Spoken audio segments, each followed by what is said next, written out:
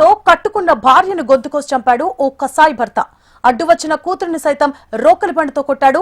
అంతటితో ఆగకుండా గొంతు కోసుకుని ఆత్మహత్య యత్నానికి పాల్పడ్డాడు ఎల్లయ్య. కూతురు అర్చన, తండ్రి ఎల్లయ్య ఆసుపత్రికి తరలించారు. రైట్, పూర్తి డీటెయిల్స్ ని మా ప్రతినిధి గోపాలకృష్ణ అందిస్తారు. గోపాలకృష్ణ. సువర్ణ, సిద్దిపేట టౌన్ లోని ఆదర్శ్ నగర్ లో ఈ ఘటన జరిగింది. భార్య భర్తల మధ్య కొన్ని రోజులుగా ఇద్దరి మధ్య గొడవలు జరుగుతున్నటువంటి నేపథ్యం కనిపిస్తోంది. ఒక్కసారిగా ఈ వివాదం అంతా కూడా చెలరేగి ఉద్రిక్తత చోటు చేస్తోంది. దీంతో భార్యపై ఒక్కసారిగా రోకల్ బండితో దాడి చేశాడు. కూతురు అడ్డు వచ్చినటువంటి కూతురు వారిద్దరిని ఆపేందుకు ప్రయత్నం చేసింది కూతురు. దీంతో 16 ఏళ్ల కూతురు అర్చితపై కూడా ఒక్కసారిగా ఆయన దాడి చేశాడు. రోకల్ బండితో దాడి చేయడంతో అర్చిత కూడా తీవ్ర గాయాలయ్యాయి. దీంతో అటు భార్య విఘ్నజీవ పడడం, కూతురు కూడా గాయాలవడంతో తాను ఒక్కసారిగా భయభ్రాంతులకు గురయ్యాడు.